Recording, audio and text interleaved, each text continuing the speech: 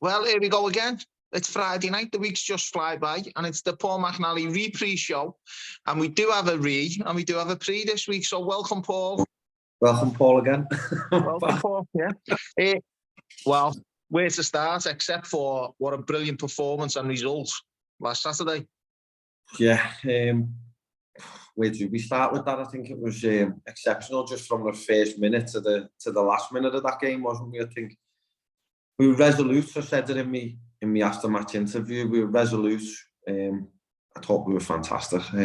From 1 to 11, 1 to 16, do you know what I mean? The lads that come on. So couldn't have asked for a better performance. After Friday night, us chatting and thinking we're up against it, and the form team in the league that's scoring 4 goals, 3 goals against teams, and ultimately smashing teams, and we kept a clean sheet as well. So that's an even bigger thing to celebrate, isn't it? So it was great.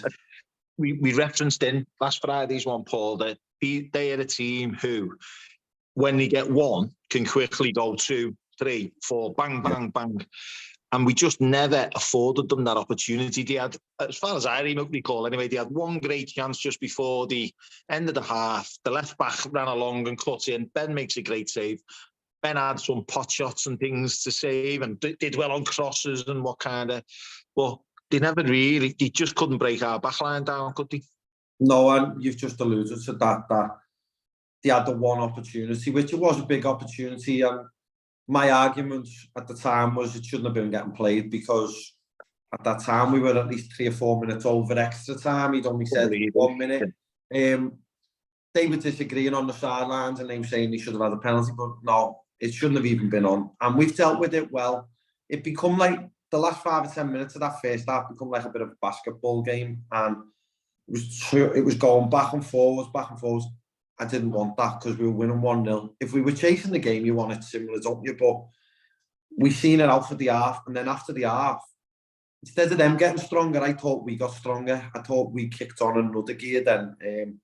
We were resolute in how we defended. We were sitting in deep. We were then countering. But I thought, second half especially, Carl Clare, I thought he stepped up immensely. He was pressing their defenders. They didn't give them time at all, do you know what I mean, on the ball. So I thought that worked in the second half, and there wasn't a bad performance all round, but I have to say after half time he'd come out and he was pressing. Danny Mitchell, he was immense up front, his usual self, do you know what I mean, but causing mischief.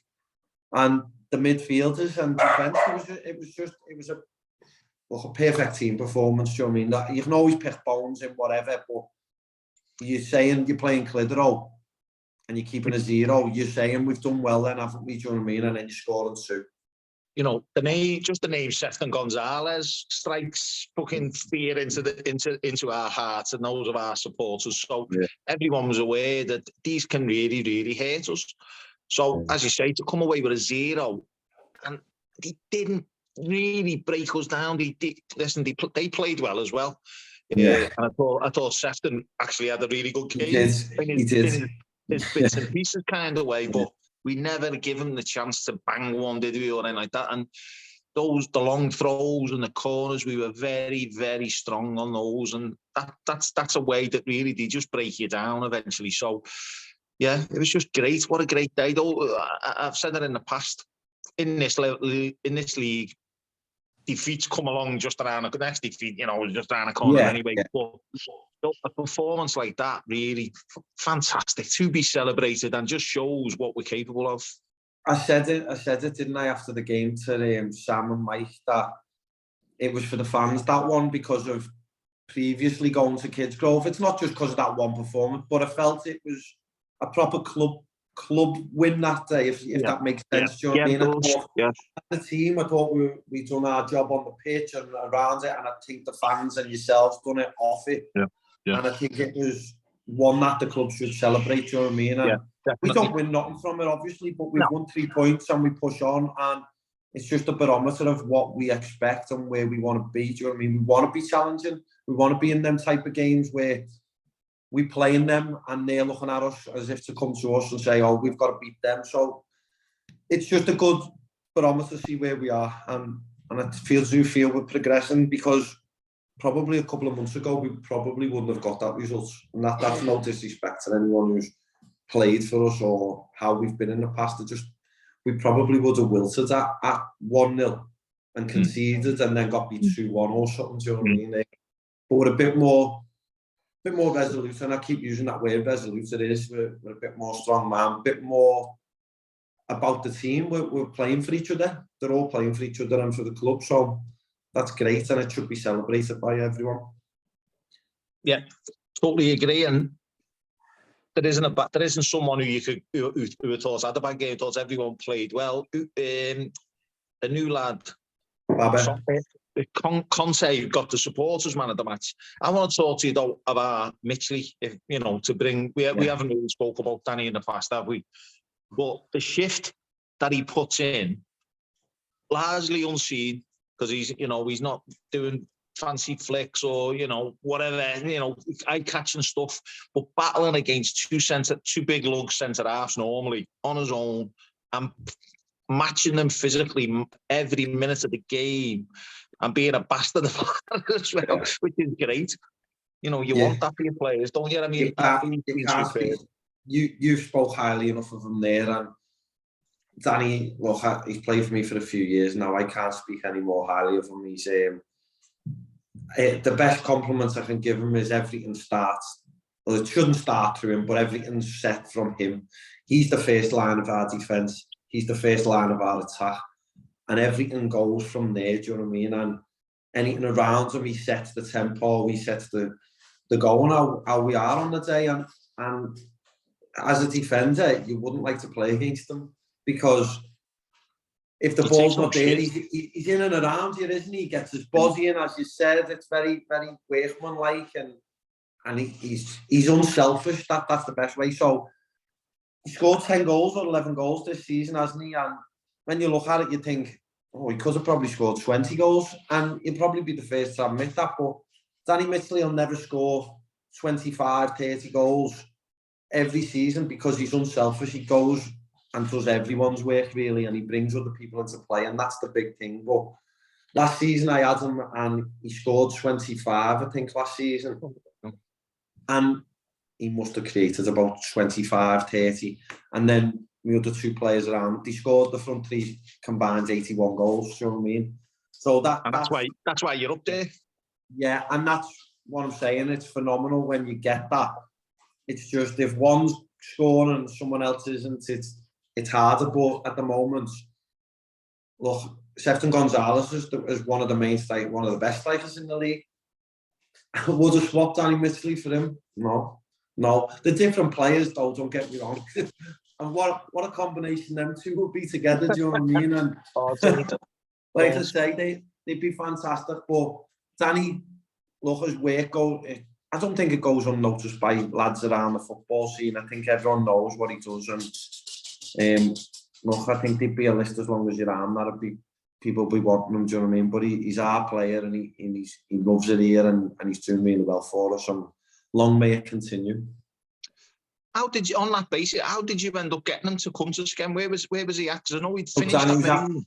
He was at Marine, Danny. And I think, if I'm right, correct me if I'm wrong, they had him pre-season and he might have let him go. Right. He had a few strikers at the time, Youngie. He did previously play for Skem beforehand, so the tie was there. I just made the contact, reached out to him and sold the project to him, as I do to every player. And he come in, and like I say, he scored in the FA Cup first round. He was the only Skem player to score in that first round, do you know what I mean? So he scored on the telly. He's then pushed on, do you know what I mean? And he's got himself in immense shape. If you look at him physically, he used to carry a little bit of weight now and again in pre-season, etc. But now he's really on top form. And I think that coincided with his wedding. But last season he was getting it towards the end, and this season he's still in great shape. And I think he's still got about 4 or 5 years still playing at this level. Honestly, really, he's because of how he works himself. Don't get me wrong, he takes some kicks and he takes some elbows and bruises left, right, and centre. And I don't think there's many players who get battered as much as him. But for what he does, like I say, unselfish is the best word of describing as with Liverpool fans or thingy, I compare him to like a Firmino type of player, if that along them lines, and probably not like the way he drops deep, but it's that type of, probably going back to before I was a Keegan or something, do you know what I mean? Because he's similar, isn't he? Like a feisty one, but maybe that's giving him too big of a compliment. No, but I sort of, not that it matters, but I disagree a little bit on the Firmino thing. Firmino's more of a 10, isn't he? Technical, but he does knit everything together. To me, he's a classic English centre forward. He goes up against the two centre halves and he gets kicked fuck out of, and he kicks fuck out of them. And whoever who's coming out, the better. The ball gets into him, he holds it. If he can get him off him, well, they try and they can't. So I'm not sure. Yeah. Because Liverpool don't normally play with a striker like that. No. But not that it matters anyway. But the last time I saw him, and that's why I brought it up, he was playing for Marine, and he was more square, as my call him, more rotund, and he still scored goals for them like that day. But he was, I think, at that time, I think he was probably not enjoying his football as much, and he's openly admitted it to me, do you know what I mean? That when he's come to play for me again, he's got the love back for playing football and kicked on, and do you know what I mean? Some managers might not use him to their strengths, do you know what I mean? They might play him in a 2 or a certain way, and it might not be to him. To suit Danny knows what way I want to play my system, and it's not that everything's got to go to him, but he is the focal point, and that, I think that pushes him on, do you know what I mean, as you can see in how we set up. And just to finish on Danny, because obviously we can't just focus on him, but I mentioned to you, and I'll let the listeners know, in the car park at Runcorn Linnets on Boxing Day, we weren't in the greatest run of form, and he got out of the Skemhead's car. We were getting the kit in, and he come straight over and went, "Today is the start of the fight back. Today." And I went, "All right, we'll see. Go on." And actually, he was as good as his word, and it was the start of the fight back. And you don't forget things like that. He had the focus to say, "We're going out to win today," and he did, which was great.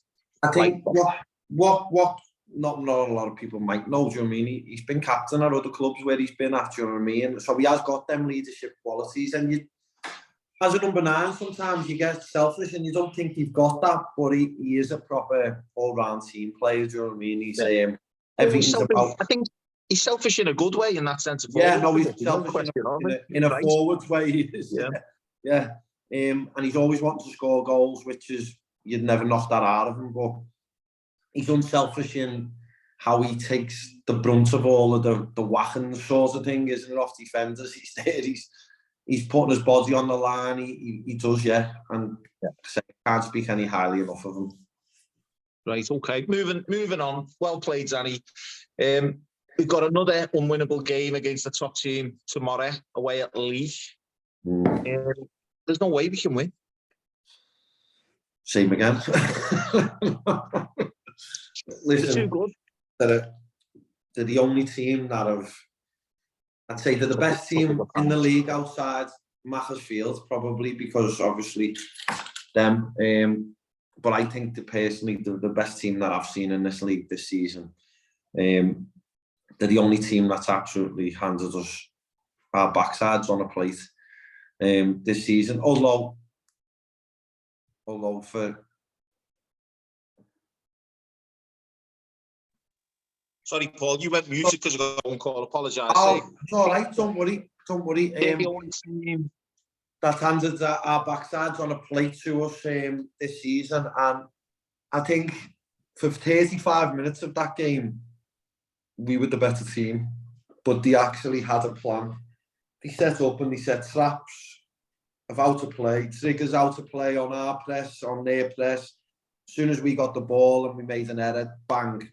They were as good as any Premier League team you could watch on that day. And that's a big statement, but I mean, like, how they were coached, how they were managed, they were a true man, they were outstanding.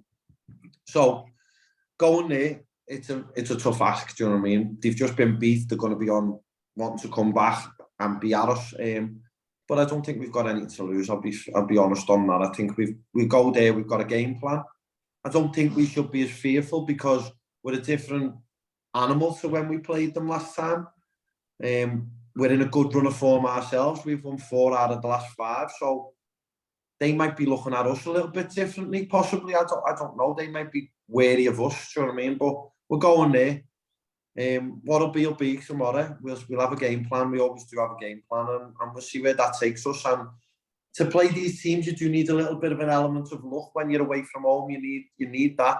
And let's hope that we do have that to get a result. But our season won't be defined by these games tomorrow. It definitely won't be. But it's nice to go to these places and feel that we've got a team that can match them. We're under no pressure. No one's expecting us to win. At the end of the day, they've already took us apart once this season. You know, they're flying high, going for the playoffs, blah, blah, blah. That, you know, we'll just have to do as well as we can. And going there, not many teams are going to beat them, are they? I think they've been beat 4 times this season at home. But no. Not many teams are going to beat them. As I say, on the day, they're the best team in the league. And they have been for the last couple of years. That they really should be. So it's not a coincidence that they're up there. It's more down to great management, great coaching, foundations of the club. They've been laid and they're reaping the rewards, and they are a top club. So and they're nice people as well, you know. All of the committee there are nice. I don't know names, but everyone's been sound with us. The pitch is good. The facility is great. We're going on a coach tomorrow with the supporters and everything. We've already got the ale for the coach. No matter what happens, we'll have a nice drink on the way home, and we're looking forward to it. On the mention of the club itself, the staff are good as well. They're nice people. The managers been there for a long time, and Peter Ward and that, and Nick Farrington, I deal with them. To be honest, we exchange a few videos, scout reports ourselves on teams, do you know what I mean? And it's not often because I don't really exchange them with many other people around. No one really around this area, do you know what I mean? And I've got someone as far as Leek exchanging, so I'll probably take that as a compliment that they're asking for our views. Yeah, that's what I mean. So it's a compliment that way, do you know what I mean? We both exchange videos and scout reports, so that's fine, and it shows that they're nice people. And I do wish them well, and if there's a team that I'd say I'd want, well, obviously we're not in that area, do you know what I mean, that you'd probably want to go up, it'd probably be them because of the misfortune over the past few years. Yeah. That's funny enough. When they beat us at home, I think it was the chairman of the secretary said that to me. He went, "Look, don't feel bad. We've been a playoff team for the last 4 or 5 years. You know, we're well established. We know what we're doing, sort of thing. So, don't feel down about it." But it was just like almost Mendy boys at times. They sat in when we come out. They let us have the ball until we crossed the halfway line, and then they just smacked us on the head. Took the ball off us, made 2 passes, and smashed one in the net. Isn't it that 4th goal? What a goal! That is exactly what they did to us. They let us have the ball, which is, when you think about playing top teams, you think we won't have the ball. Yeah. And especially at non-league, you go, well, we won't have much of the ball here today, but they let us have the ball, and that's their pressing triggers. That's their plan. Let them have the ball when they go away from home. Be compact out of possession. Have their system of play, which tried and trusted, and it's the hardest system in the world to play that they have. They play a diamonds, and they might tomorrow, do you know what I mean? But they play a lot of hard work.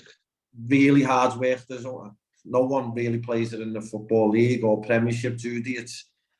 It is the hardest system to be coached, so it takes me hat off to them there. And out of possession, there's not many better teams, show me. And then when they do get it, they have a plan, and they're very effective in how they do it. So I can't pay them a big enough compliment, do you know what I mean? I just hope we win 1-0. That'd be lovely. We say that every week. I just hope we win 1-0, and I think that'd be lovely. No. 1-0. Right, then. Yeah. So, a little bit of an injury update without going too far, or suspensions as it might be, yeah? Michael Grogan suspended. Simo's a little bit of a doubt at the moment. He's got to do a fitness test. He will be in the squad, a little fitness test. And that's about it, really, at the minute. We seem to have, only Jack Hazelhurst, obviously, we seem to have recuperated some of our bodies back. We were threadbare this time last week. We were scampering around, left, right and centre, trying to sign lads, weren't we? But this week we're a little bit more settled. We've trained twice really hard this week with our game plan. And look, we'll see where we go. We'll have 18 bodies probably on the coach tomorrow of playing squads, do you know what I mean? Those that aren't playing will be coming. And we'll enjoy it, do you know what I mean? I'm not going there for a day out, do you know what I mean? I'm going there for a win.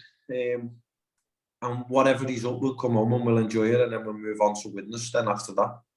Yeah, and just to reiterate, in case someone's watching this and hasn't seen the tweets from today, the Widnes game is now the Friday night. Widnes Rugby League Club, who take precedence at that stadium, got drawn at home in the Rugby Challenge Cup. So we had to move. We didn't have to go to Friday, but it was, you know, we felt it was the best of the other options. So Friday night at Widnes next Friday, that'll be good.